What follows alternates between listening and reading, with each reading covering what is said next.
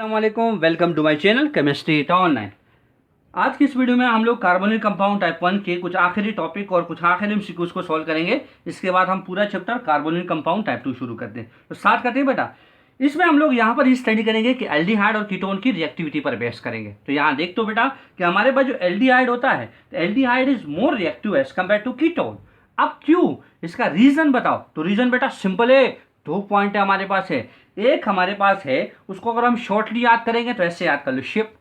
ठीक है, जहाज याद कर लो। तो शिप में से हमारे पास क्या है बेटा, एस एच रिप्रेजेंट करता है स्टीरिक हैंड्रेंस को, और आई पी रिप्रेजेंट कर रहा है पॉजिटिव इंडक्टिव इफेक्ट को।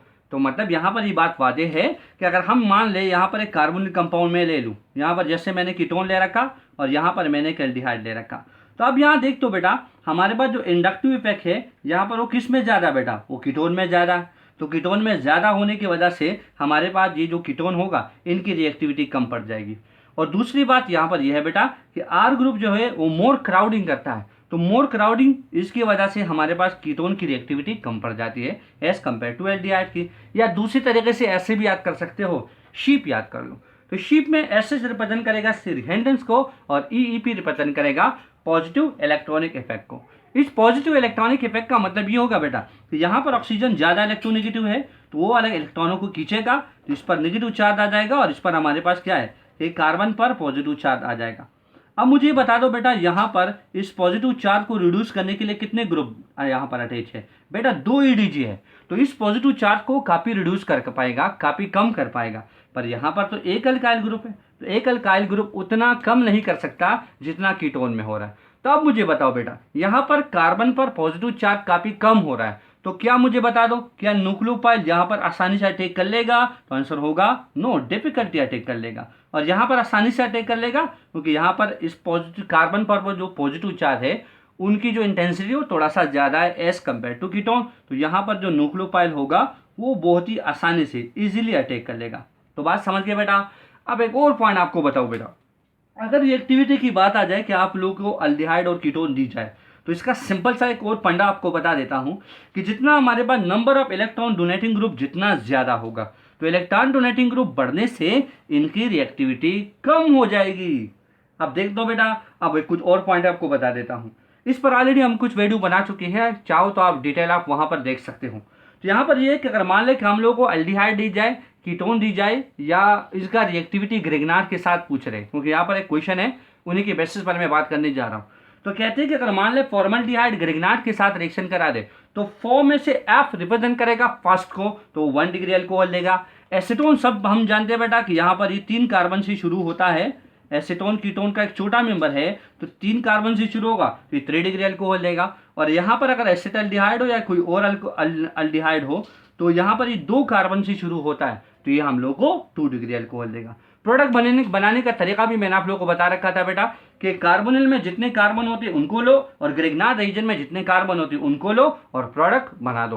तो प्रोडक्ट बहुत सिंपल है, वो अब इन क्वेश्चनों को हम सॉल्व करते हैं, इस पर अप्लाई करते हैं। तो स्टार्ट करते हैं। यहाँ पर एक दिया गया बेटा, पहला क्वेश्चन ईटा 2019 का है। वो कहते हैं इनमें से सबसे ज्यादा रिएक्टिव कौन है। तो देखो बेटा, एक आप लोगों को दी गया है एल्डिहाइड, और एल्डिहाइड हमारे पास क्या है बेटा, दैट इज फॉर्मल्डिहाइड।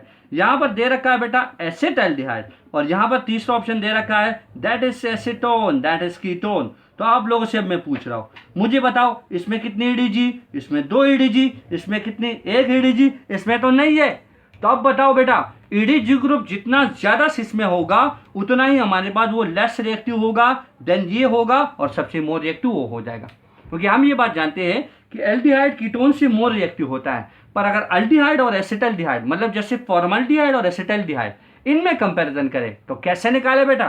तो ये है ना बेटा, ये हमारे पास इलेक्ट्रॉन डोनेटिंग ग्रुप है, और हाइड्रोजन न ईडीजी है, न ईडीजी है, और न ईडब्ल्यूजी है। तो इस वजह से हम ये बात बोलेंगे कि फॉर्मल्डिहाइड सबसे ज्यादा रिएक्टिव होगा। तो the correct answer is option A.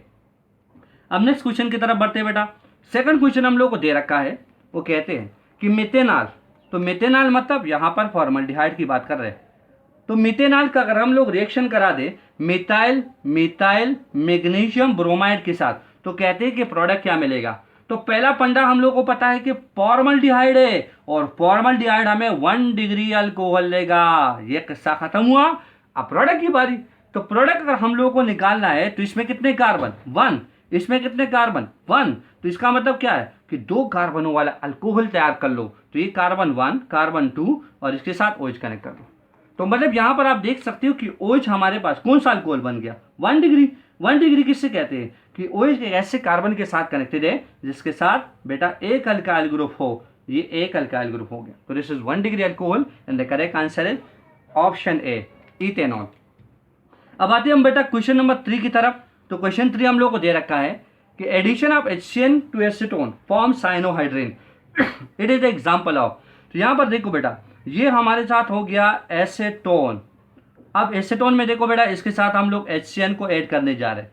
तो आप सब ये जानते हो बेटा कि यहां पर हमारे पास जो मोर इलेक्ट्रोनेगेटिव है दैट इज ऑक्सीजन, और यहां पर मोर इलेक्ट्रोनेगेटिव कार्बन है क्योंकि कार्बन का 2.5 और हाइड्रोजन का हमारे पास क्या है बेटा दैट इज 2.1।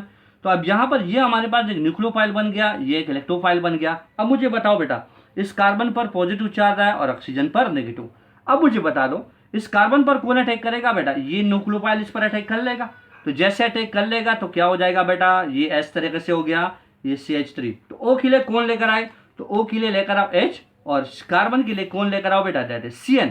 तो आप लोगों ने देखा बेटा कि ये साइनाइड जो हमारे पास था ये एक न्यूक्लियोफाइल था और ये न्यूक्लियोफाइल क्या हो गया बेटा, ये इसके साथ ऐड हो गया। तो हम बोलेंगे कि कौन सा रिएक्शन है, तो this reaction is said to nucleophilic addition reaction and this compound is said to cyanohydrin.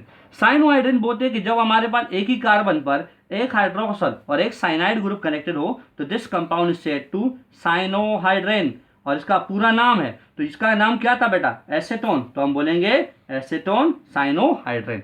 तो the correct answer is nucleophilic addition reaction. अब आते हैं बेटा क्वेश्चन नंबर 4 की तरफ। तो क्वेश्चन नंबर 4 हम लोग को दे रखा है कि अगर हमारे पास एक कंपाउंड एल्डिहाइड हाइड्राजोन क्या है, तो सिलेक्शन कर दीजिए। तो देखो बेटा सिंपल सा बात है कि एल्डिहाइड हाइड्राजोन एक कंपाउंड है, मतलब हमारे पास एक एल्डिहाइड किसके साथ रिएक्ट किया होगा, हाइड्राजीन के साथ। हाइड्राजीन क्या होता है बेटा, जब हमारे पास 2 अमाइनो ग्रुप आपस में कंबाइन होते हैं। तो यार ये तो बहुत सिंपल है, आमने सामने जो चीजें आ गई उनको निकाल लो, जो कि हम बहुत ज्यादा पीते हैं बहुत ज्यादा इस्तेमाल करते हैं, तो क्या निकल जाएगा वाटर। तो यहां से हमारे साथ वाटर निकल गया और ये RCH एक तो एल्डिहाइड हो गया और हाइड्राजोन का मतलब ये है कि कार्बन नाइट्रोजन के दरमियान डबल बॉन्ड बन जाए, this is said to imine. पर इमीन में नाइट्रोजन के साथ अगर अमाइनो ग्रुप कनेक्टेड था तो this compound is said to hydrazone. और यहां पर स्टार्टिंग में दे रखा था एल्डिहाइड, तो हम बोलेंगे एल्डिहाइड हाइड्राजोन। तो the correct answer is option B. तो उम्मीद है आप लोगों को वीडियो अच्छी लगी होगी। Thank you for watching my video. Allah Hafiz.